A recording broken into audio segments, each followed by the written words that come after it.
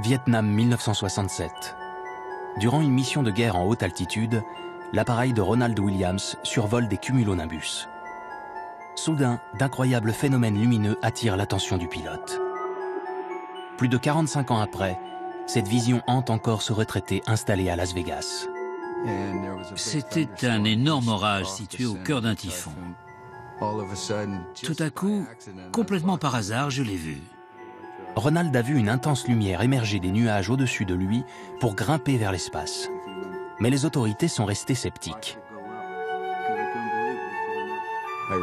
J'ai fait un rapport, mais personne ne me croyait. Ils me disaient tous qu'un éclair ne pouvait pas grimper et qu'il devait se décharger sur quelque chose. Dans les années qui suivent cette première observation, l'augmentation du trafic aérien entraîne la multiplication des témoignages. De nombreux pilotes envoient leurs récits à la NASA. Mais les données scientifiques qui expliqueraient cet étrange phénomène lumineux manquent cruellement. Pour résoudre ce mystère, il faut aller dans l'espace.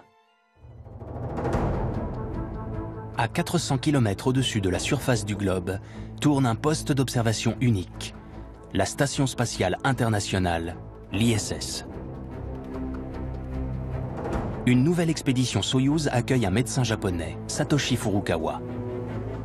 Pour son premier voyage spatial, il va rester en orbite autour de la Terre pendant 5 mois. Sa mission, fournir aux scientifiques du monde entier des images de phénomènes célestes jamais observés sous cet angle.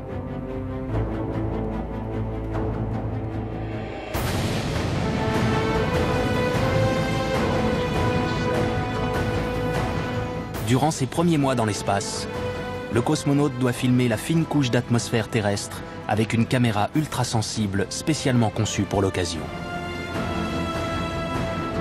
Des images inédites qui permettront de mieux comprendre la place de la Terre dans l'univers. Satoshi Furukawa va collaborer avec une équipe de scientifiques venus du monde entier. Il devra leur livrer les premières images haute définition d'un étrange phénomène lumineux traqué depuis des décennies, les sprites ou farfadets.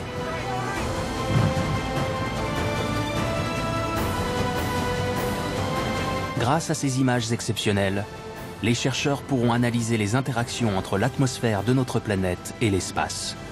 Ils pourront nous faire découvrir les conséquences des tempêtes solaires, des explosions de supernovas et des chutes de météorites.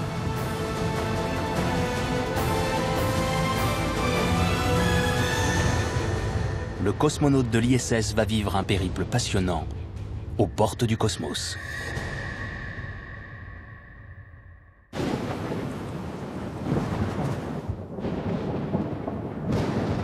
L'atmosphère terrestre est chargée en électricité statique. Des masses nuageuses compactes, les cumulonimbus, se forment dans la stratosphère entre 25 et 50 km d'altitude. C'est là que naissent les éclairs. Leur température moyenne est de 30 000 degrés Celsius. Chacun dégage 100 millions de volts. À chaque instant, 2000 orages éclatent dans le monde entier. Ils engendrent 100 coups de foudre par seconde. Les éclairs les plus puissants libéreraient des décharges électriques vers la partie la plus haute de l'atmosphère terrestre, la ionosphère. Ce sont des sprites, esprits en anglais, que les physiciens français appellent farfadets.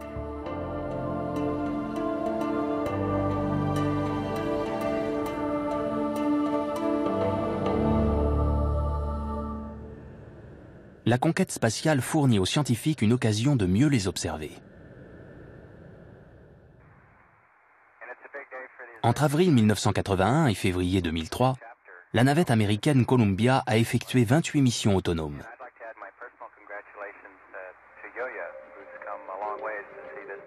Le premier cosmonaute israélien, Ilan Ramon, embarque sur le 28e vol. Sa mission, réaliser depuis l'espace les premières images de farfadets. Il ne pourra jamais rendre compte de ses observations. Le 1er février 2003, toutes les communications avec l'équipage de Columbia sont brutalement interrompues. Columbia Houston, com check. Columbia Houston, UHF, com check.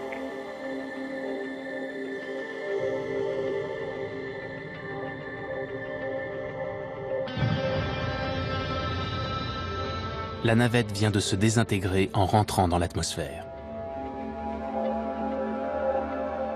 En rassemblant les débris éparpillés sur des kilomètres, la commission qui enquête sur les causes du crash retrouve la caméra de bord. Non seulement elle a résisté au terrible accident, mais les images qu'elle contient peuvent même être restaurées. Elle montre d'abord des halos de lumière à la surface des nuages. Ce sont des éclairs.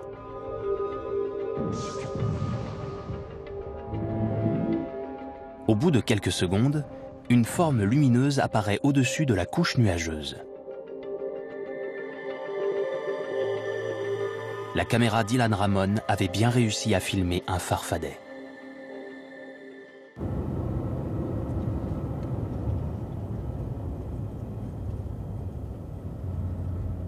Le centre névralgique des études spatiales israéliennes est situé dans une zone désertique à quelques kilomètres de Tel Aviv.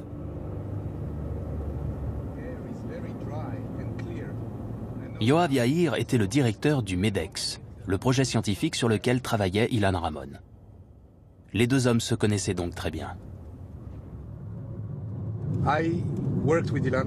J'ai travaillé avec Ilan Ramon pendant à peu près 7 ans, du début des travaux scientifiques du groupe MEDEX jusqu'au tragique accident de Columbia. C'était vraiment quelqu'un d'enthousiaste.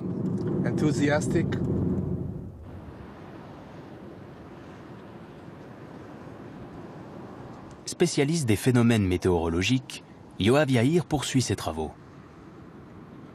Il est même associé à la nouvelle campagne d'observation des sprites, les farfadets.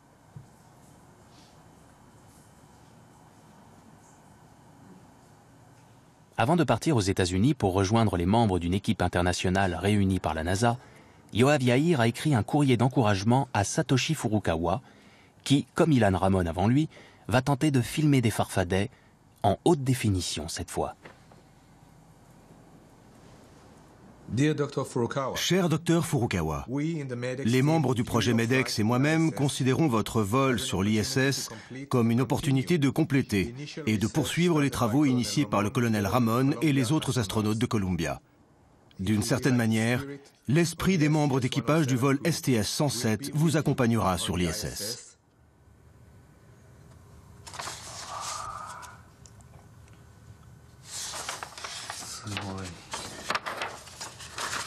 Je suis touché. Ces sentiments m'émeuvent.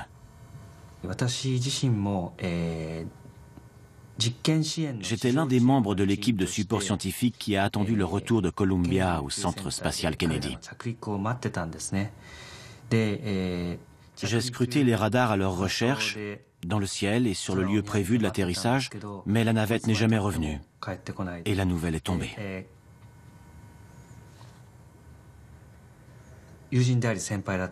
C'étaient mes amis et mes collègues. Ce fut terrible de les perdre. Au début, c'était dur de me remotiver. Je ne voulais rien faire du tout. Mais je me suis dit que c'était notre devoir de poursuivre leurs travaux et de continuer à avancer. Je crois maintenant que c'est un grand honneur d'avoir cette opportunité et j'en suis vraiment heureux. Juin 2011. 50 ans ont passé depuis le vol de Gagarine le 12 avril 1961. Mais le cosmodrome de Baïkonour, lui, n'a pas beaucoup changé. Les hangars abritent toujours les fusées Soyouz, des engins simples et robustes qui ont déjà eu l'occasion de faire leurs preuves. Plus de 1700 lancements à leur actif.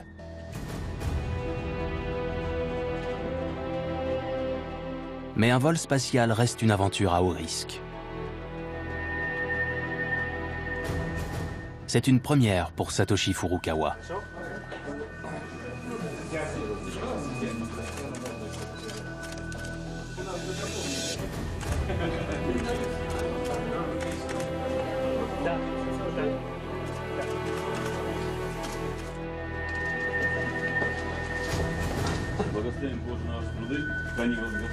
Thank you very much for your work and God bless you.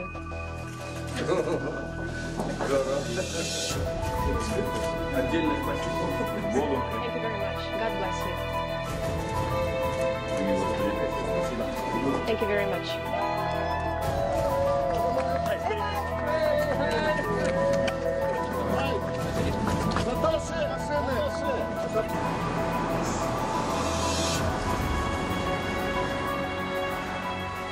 Le lanceur Soyouz n'a guère changé depuis les années 60. 49 mètres de long pour un poids total de 310 tonnes. Ces 4 étages lui permettent d'embarquer les 7 tonnes du vaisseau qui sera mis en orbite à 200 km. Ce sera son 110e vol habité.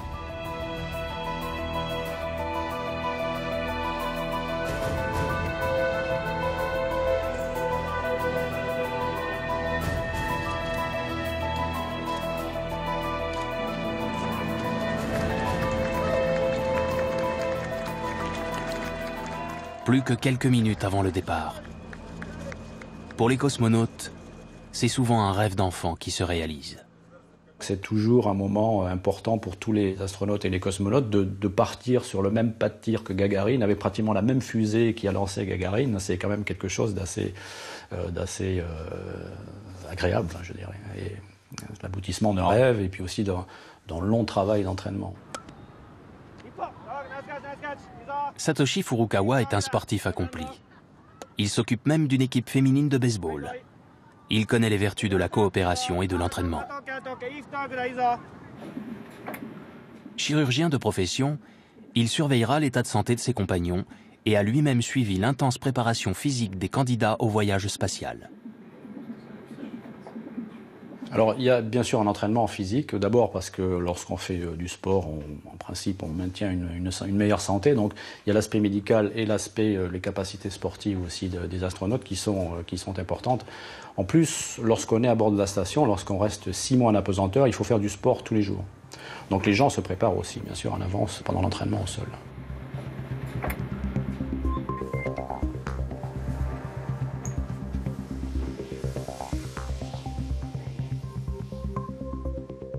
On voit souvent les entraînements en piscine pour les sorties extravéhiculaires, ça évidemment, ça se fait toujours. Et puis l'entraînement en robotique aussi qui est basé sur ordinateur.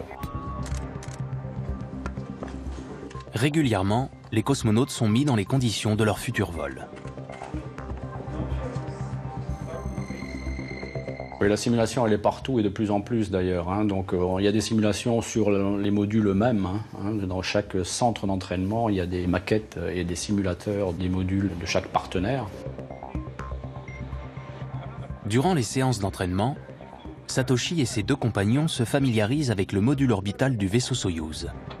Un habitacle de 5 mètres cubes, pas plus grand qu'une cabine téléphonique. Ils devront y rester 2 jours avant d'atteindre la Station spatiale internationale.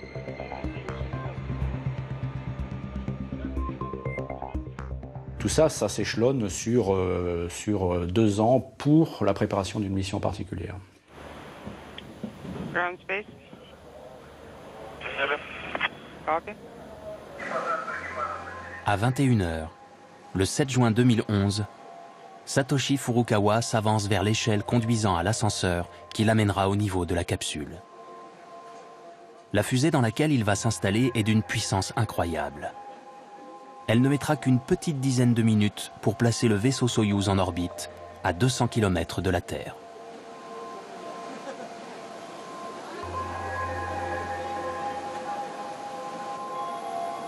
À 21h12, les propulseurs de la fusée s'allument comme prévu.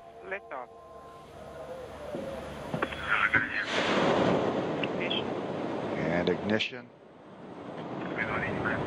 Preliminary.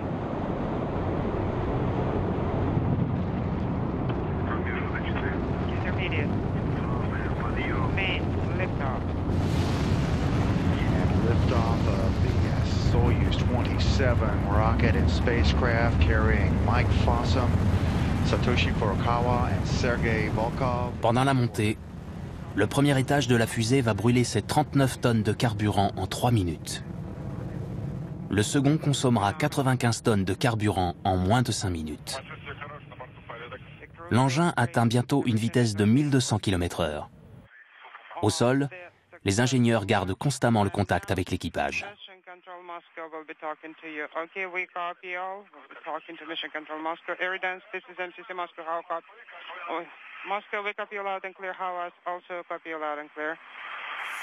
La Station spatiale internationale est située en orbite terrestre basse, entre 300 et 400 km d'altitude. Elle vogue aux portes du cosmos.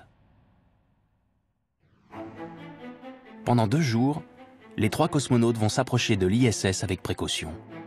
Après l'intensité du décollage, il faut retrouver un peu de calme, s'habituer à la pesanteur et se préparer à l'autre étape cruciale du périple, l'arrimage. Alors l'arrimage proprement dit vers la station, bien sûr, c'est un moment qui est critique parce que si on ne s'arrime pas, bon, d'abord ça retarde le reste des opérations, mais on risque si les choses ne se passent pas très bien, à un moment donné, de devoir revenir sur Terre et à ce moment-là, la mission est perdue. Donc il va falloir tout reconfigurer pour une nouvelle mission. Donc évidemment, personne ne veut se retrouver dans cette situation. Donc c'est pour ça que c'est quand même un moment assez critique.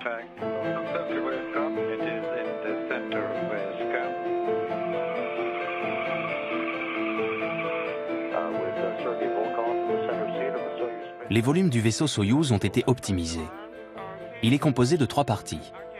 Le module orbital dans lequel vivent les cosmonautes, le module de descente avec lequel ils reviendront sur Terre, et le module de service qui abrite le poste de pilotage. C'est là qu'a été installé le système de guidage et de navigation embarqué. Si la procédure a été automatisée récemment, l'instant reste crucial. Une erreur, et c'est la collision.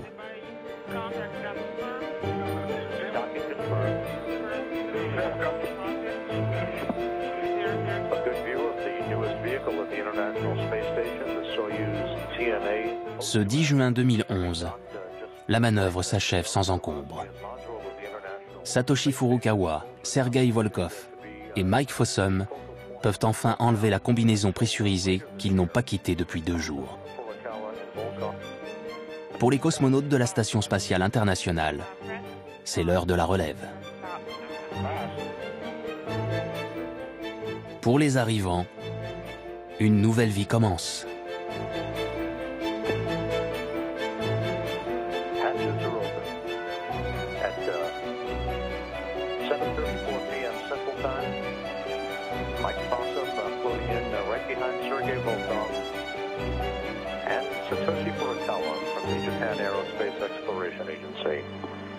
La station spatiale, dont le montage a été entamé en 1998, est grande comme un terrain de football. C'est un immense jeu de construction constitué de plusieurs modules pressurisés. Leur taille équivaut à 4 ou 5 bus qui auraient été emboîtés les uns derrière les autres pour un volume total de 900 mètres cubes, dont moins de la moitié sont habitables. La station est ravitaillée par des cargos entièrement automatisés. Ces 2500 mètres carrés de panneaux solaires lui fournissent une puissance électrique de 110 kW. L'ISS est un laboratoire géant. Les cosmonautes y réalisent de nombreuses expériences sur la science des matériaux, l'astronomie et la biologie. Ils étudient notamment l'adaptation du corps humain à l'absence totale de gravité.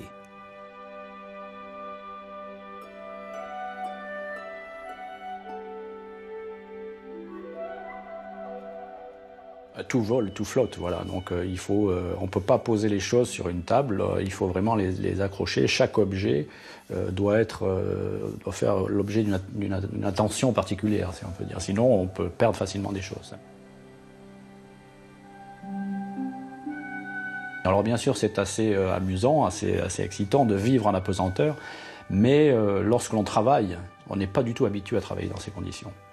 Et en particulier, on perd beaucoup de choses au début. Donc il y a une période d'adaptation où on doit apprendre à travailler dans ces conditions, à être très méticuleux sur la façon dont on gère les objets en particulier, ce qui vient au bout de, je dirais, 15 jours, 3 semaines. Ça prend un certain temps avant d'être parfaitement à l'aise dans ces conditions. Le cosmonaute risque de souffrir du mal de l'espace. L'existence en apesanteur peut provoquer des nausées, la redistribution des fluides corporels, l'atrophie musculaire et la décalcification des os. Les cosmonautes surveillent leur état de santé entre 2 coups d'œil sur la Terre. La première chose que l'on retient, en tout cas psychologiquement, c'est qu'il n'y a qu'une planète, il n'y a pas de frontières. Alors on passe d'un pays à l'autre sans passer les frontières, hein. On ne les voit pas en tout cas.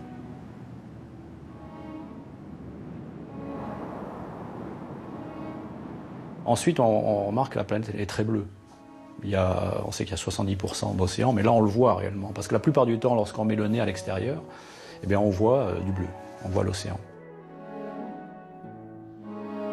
Puis ce qui est surprenant aussi, c'est l'échelle. On ne voit plus à l'échelle, comme dans un avion, à l'échelle d'une petite région, mais on voit à l'échelle d'un continent. On voit sur 2000 km autour de soi. Et puis surtout, ça passe très très vite. Et ça, c'est quelque chose auquel on a du mal à s'habituer.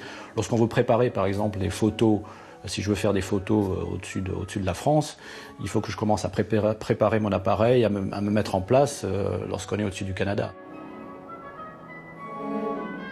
La Station spatiale internationale effectue une rotation autour de la Terre en 1h30 seulement.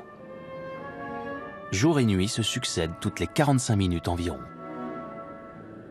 L'ISS voyage à la vitesse hallucinante de 28 000 km par heure, plus de 670 000 km en une seule journée. À la nuit tombée, les grandes métropoles se succèdent comme autant de taches lumineuses.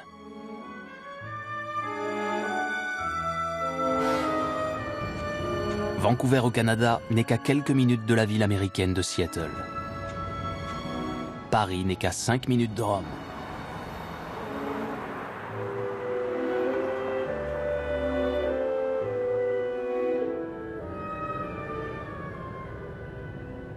Les phases d'observation sont donc très courtes, surtout lorsqu'il s'agit de repérer l'apparition de phénomènes lumineux quasiment invisibles à l'œil nu.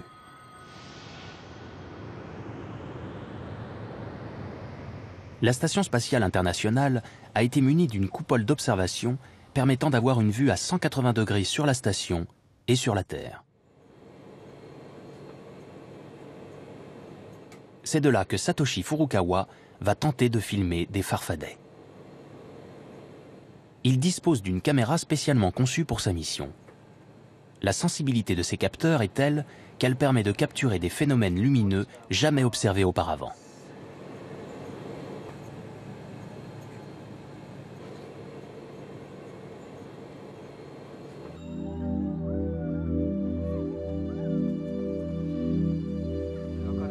Au Japon, le cosmonaute s'est entraîné pendant plusieurs mois pour apprendre à se servir de ce bijou de technologie mis au point par la NHK, la télévision publique japonaise. La différence de sensibilité à la lumière entre une caméra HD professionnelle et la sienne est impressionnante. Grâce à sa caméra, Satoshi transperce les ténèbres sans aucun problème. Mais Satoshi ne sera pas le seul à traquer les farfadets. D'autres membres de la mission, basés aux États-Unis, vont utiliser ce type de matériel.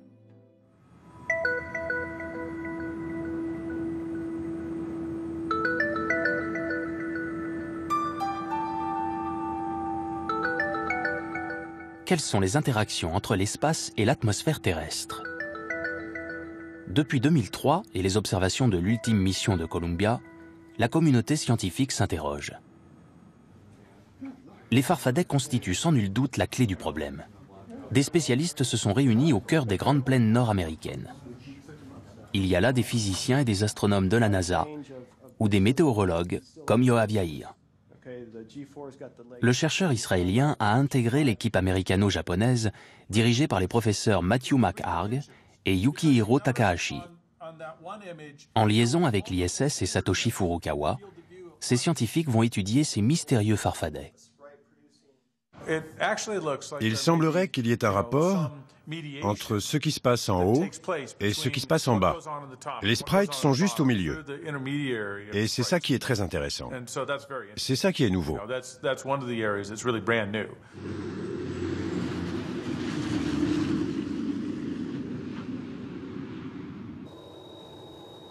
Encore faut-il pouvoir observer ces phénomènes. Les chasseurs de farfadets du professeur McHargue vont tenter une expérience pour le moins périlleuse. Pénétrer dans un orage à bord de 2 jets et filmer avec la même caméra que Satoshi Furukawa.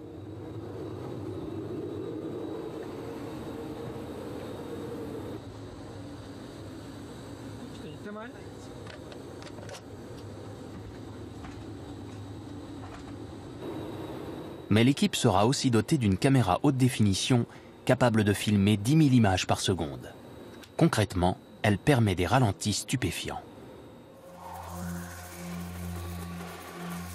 Ce plan est réalisé par une caméra normale.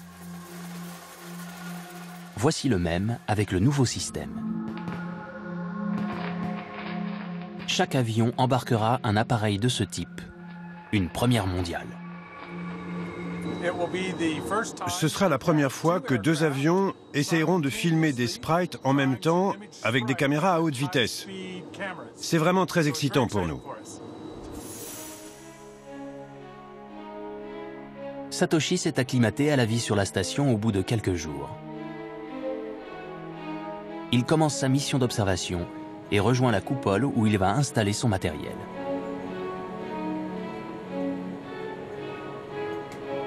Il est en contact permanent avec des météorologues qui le préviennent de la localisation des orages qu'il s'apprête à survoler.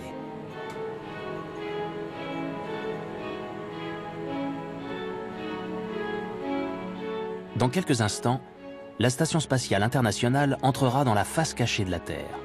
Satoshi disposera alors de 45 minutes d'obscurité totale pour filmer les orages. Il ne veut rien rater du spectacle. Les farfadets, aussi appelés phénomènes lumineux transitoires, sont très rares. Il n'y en a qu'un pour 10 000 éclairs. Les observer n'est guère facile, même pour les occupants de l'ISS.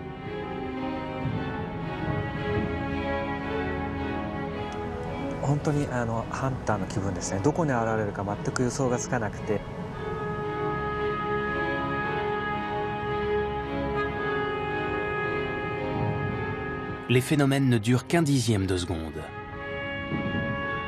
Furukawa repère un flash très bref sur la gauche de son écran.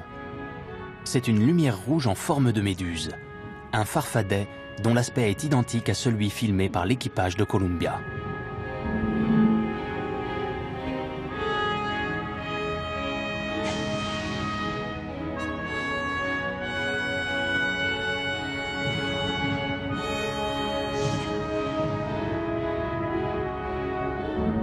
Deux se succèdent.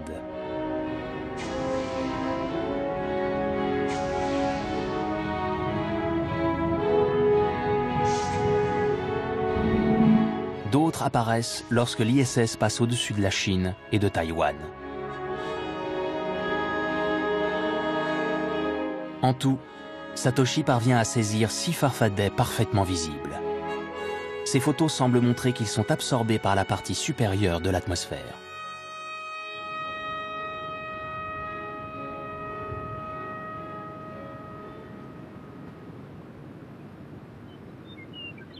Le cosmonaute reçoit quotidiennement un rapport météo complet des membres de l'équipe basée dans le Colorado. C'est Yoav Yair qui se charge d'analyser les données météorologiques. Il localise les masses nuageuses susceptibles de produire des farfadets et modélise leur déplacement.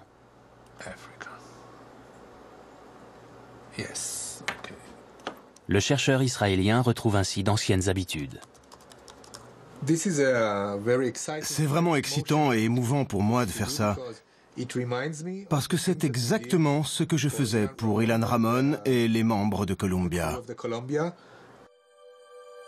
Les premières observations de Satoshi sont très encourageantes. À leur tour, les membres de l'équipe voudraient les compléter en observant les farfadets de plus près. Pour que l'aventure se poursuive, Yoav Yair sait parfaitement de quoi les scientifiques ont besoin. D'un bon orage. Durant l'été, les grandes plaines américaines sont propices à ce genre d'événements climatiques.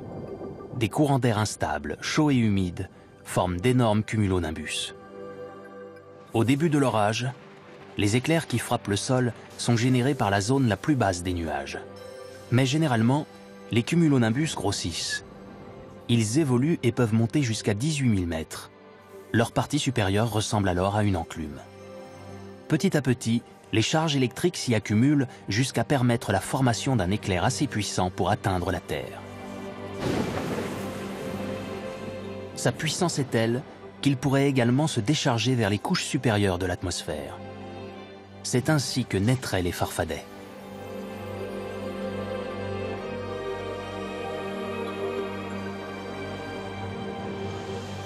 C'est ce que vont essayer de filmer les 2 avions de la NASA que Yoav Yair a la responsabilité de guider au cœur de la tourmente.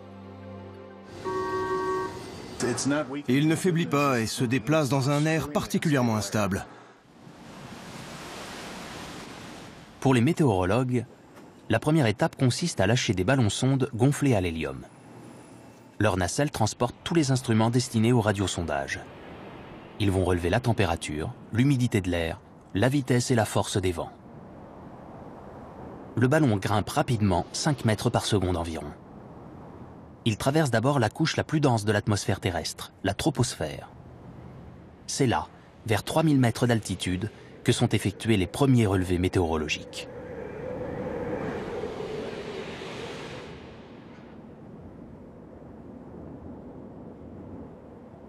À 8000 mètres, l'aérostat se situe au même niveau que le sommet de l'Everest. À 10 000 mètres, il atteindra l'altitude de vol de la plupart des plus gros avions de ligne. La taille de l'enveloppe remplie d'hélium est encore stable, mais cela ne va pas durer. En pénétrant dans la stratosphère, à 15 km d'altitude, la pression de l'air chute considérablement. Le ballon enfle démesurément, puis éclate à 35 km. Son parachute s'ouvre automatiquement. L'aérostat amorce alors son retour sur Terre, après avoir côtoyé les portes du cosmos. Les météorologues disposent aussi d'autres alliés de poids, les satellites.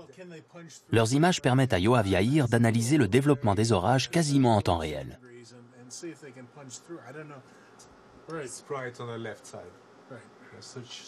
Les masses nuageuses apparaissent en bleu sur l'écran des ordinateurs. Plus la couleur est sombre, et plus les nuages sont compacts. C'est vers ces zones que les 2 jets de la NASA devront se diriger. L'endroit parfait pour traquer des farfadets. Dans l'aéroport de Denver, l'équipe attend le feu vert pour s'envoler jusqu'au cœur d'une nuée orageuse surpuissante. Cette portion est en train de se renforcer. La zone active semble se déplacer un peu vers l'est. Si nous décollons maintenant, les farfadets seront aussi de sortie.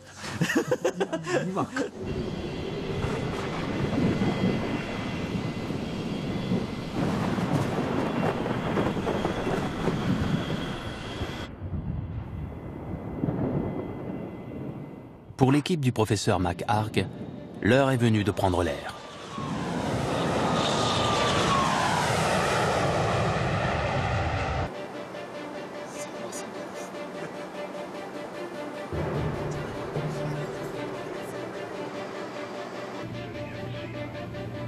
L'aventure est pour le moins périlleuse. Les 2 avions vont grimper dans la tourmente. Le vol risque de pas mal secouer.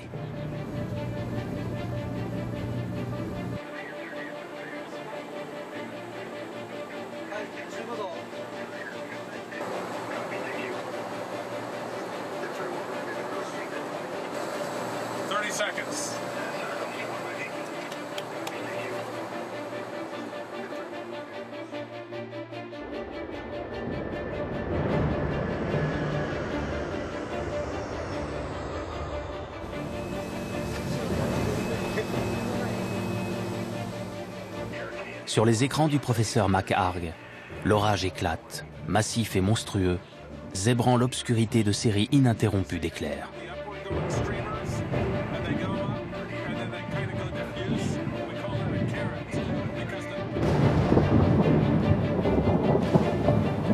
Mais pour l'heure, aucun sprite, aucun farfadet.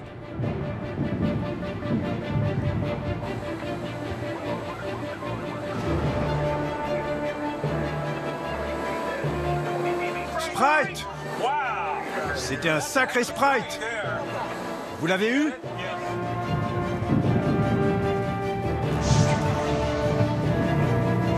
Plus d'une dizaine de farfadets sont captés par l'équipe. Le farfadet mérite bien son nom. Sa silhouette évoque celle d'un fantôme surgissant dans la nuit noire.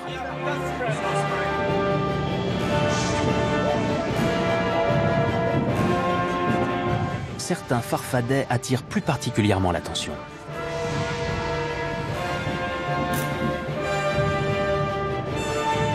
Leur partie supérieure n'est pas visible car elle s'élève à une altitude de 100 km.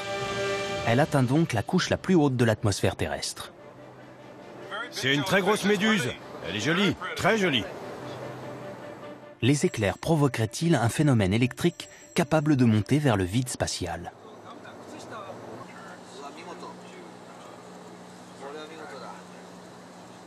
L'heure est venue d'utiliser une caméra d'une incroyable sensibilité, capable d'enregistrer 10 000 images par seconde.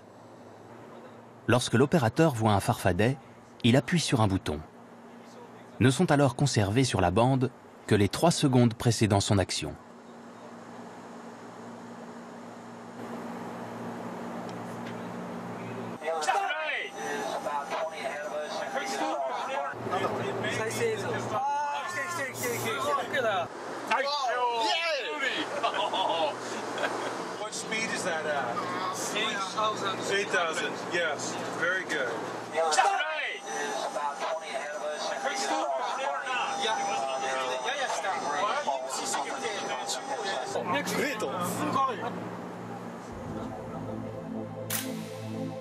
À première vue, les farfadets semblent émaner des nuages pour rejoindre l'espace. Mais les ralentis révèlent un tout autre scénario.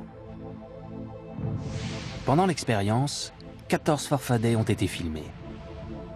L'analyse des images va surprendre les chercheurs. Des boules de lumière se déchirent aussi bien vers le haut que vers le bas. Le farfadet ne suit donc pas une ligne droite. Les images montrent une quantité énorme d'électrons qui montent ou descendent en donnant aux tentacules du farfadet leur forme si particulière. Ces 2 méduses jumelles ont été captées en même temps.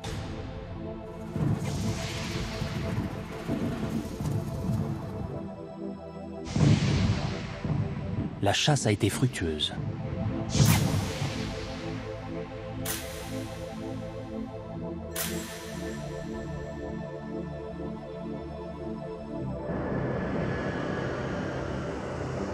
Les membres de l'équipe s'attaquent à une nouvelle phase de la mission. 2 caméras vont filmer le même farfadet sous 2 angles différents.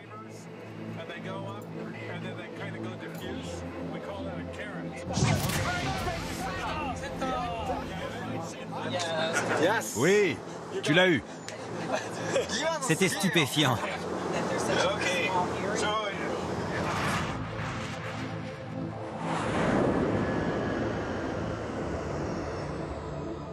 La combinaison des images permettra de calculer la taille exacte du phénomène lumineux. Mais ce n'est pas tout. L'équipe pourra également recréer un farfadet en 3 dimensions. Immédiatement après le flash provoqué par l'éclair, des entonnoirs lumineux se forment entre 80 et 145 km d'altitude. Chaque boule de lumière descendant vers le bas fait à peu près 1 km de diamètre. La lumière se diffuse telle une flamme dans la couche supérieure de l'atmosphère. L'ensemble des tentacules couvre une superficie de 40 km de diamètre.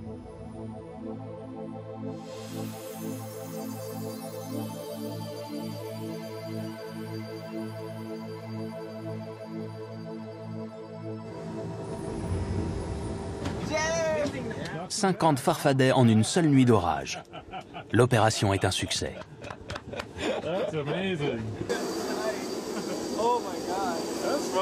C'était fabuleux. Étonnant. J'avais jamais vu quelque chose comme ça avant. C'était... Waouh. Pendant plusieurs semaines, les étudiants du professeur Takahashi ont décrypté les images de chaque farfadet. Ils ont remarqué qu'elles avaient tout un point commun.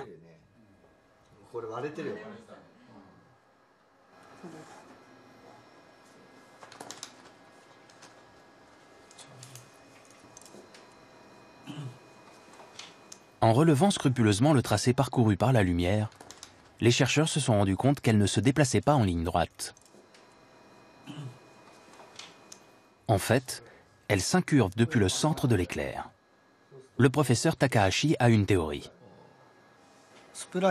Le flash du farfadet ne dure qu'un instant, mais au moment où il se déclenche, un chemin d'électrons se crée en formant une sorte de ligne à haute tension. Cette ligne ne disparaît pas avec la fin du flash. Bien qu'invisible, elle se maintient, et ses effets peuvent durer de quelques secondes à quelques minutes.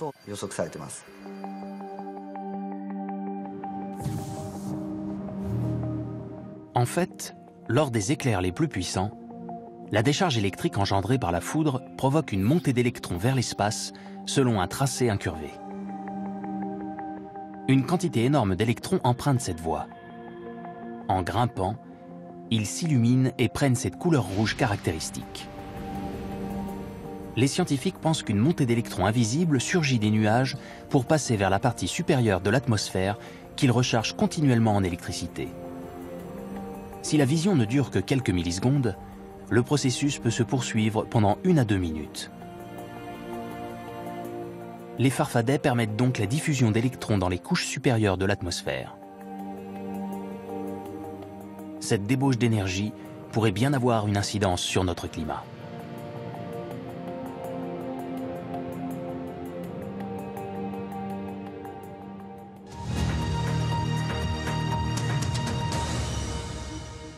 De la neige et des températures glaciales continuent de causer de graves problèmes sur les routes, les aéroports et les chemins de fer à travers tout le Royaume-Uni. Au cours de l'hiver 2010, l'Europe a été touchée par une exceptionnelle vague de froid. En l'espace de quelques heures, d'abondantes chutes de neige bloquent les routes et les aéroports. De nombreux conducteurs restent coincés. Le trafic est perturbé pendant des jours. L'Europe a un petit air de pôle Nord. Ces perturbations climatiques seraient liées à la formation d'une zone de basse pression localisée sur l'Atlantique, identifiable par une énorme masse nuageuse. Un physicien de l'Université du Texas, le docteur Brian Tinsley, pense qu'elle se serait formée à la suite d'une pluie électrique venue de l'espace. Je crois que beaucoup de météorologues se sont concentrés sur ce qui se passait dans la partie la plus basse de l'atmosphère terrestre. Et pendant longtemps, ils ont considéré que ce qui venait de l'espace n'avait aucun effet. Mais depuis quelques années, nous nous rendons compte de plus en plus de la manière dont les changements climatiques imputables à l'espace affectent dans une certaine mesure aussi bien le temps qu'il fait quotidiennement que le climat. Nous devons maîtriser tous ces paramètres afin d'être capables d'établir des plans pour gérer les changements climatiques futurs. Même si les théories de Brian Tinsley sont encore expérimentales, certains événements climatiques viennent les corroborer. Pour le scientifique, les causes doivent être cherchées bien loin de la Terre. Sa théorie: l'explosion d'une étoile pourrait engendrer une intense pluie de rayons cosmiques assez puissants pour atteindre notre planète. Ces rayons cosmiques se mettraient alors à bombarder la partie supérieure de l'atmosphère en contact avec l'espace, l'ionosphère, qu'ils déchireraient en profondeur. L'électricité emmagasinée dans l'ionosphère serait alors libérée par ce bouleversement soudain et pourrait descendre vers la Terre. En parvenant dans les nuages, cette électricité provoquerait une autre réaction. Les aérosols, ces particules solides ou liquides contenues dans les nuages, se chargeraient en électricité statique et perdraient leur cohésion initiale. Ils se repousseraient alors comme les pôles opposés d'un aimant. À cause de ce phénomène, les particules en suspension resteraient de petite taille, incapables de se changer en gouttes de pluie. Elles formeraient alors de plus grands nuages.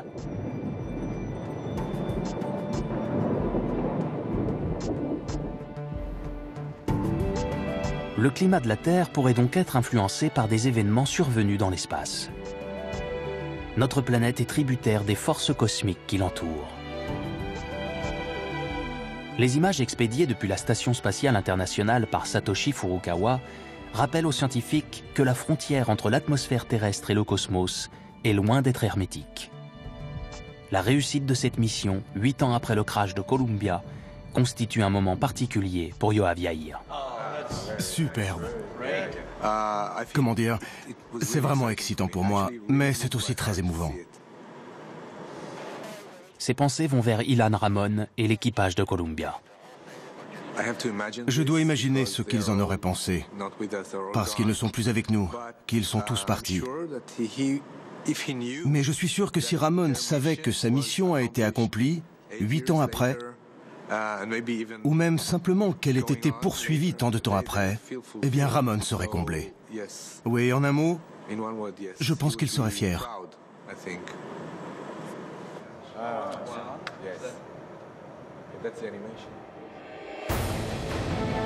Dans la Station spatiale internationale, l'aventure de Satoshi Furukawa n'est pas terminée. Il poursuit sa mission d'observation en orbite à 400 km de la Terre, l'œil rivé sur la fine couche d'atmosphère qui l'enveloppe. Il lui reste à filmer un phénomène lumineux qui fascine l'humanité depuis la plus haute antiquité, les aurores polaires. Ces images, tournées en haute définition, vont permettre de confirmer ce qui n'était jusqu'alors que de simples hypothèses scientifiques. Comment et pourquoi les aurores se forment-elles? Peuvent-elles provoquer des désastres?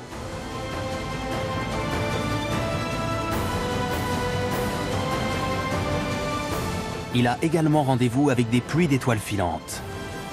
Grâce à ces images exceptionnelles, les scientifiques vont pouvoir étudier la relation entre les chutes de météorites et l'apparition de la vie sur la Terre. L'exploration se poursuit aux portes du cosmos.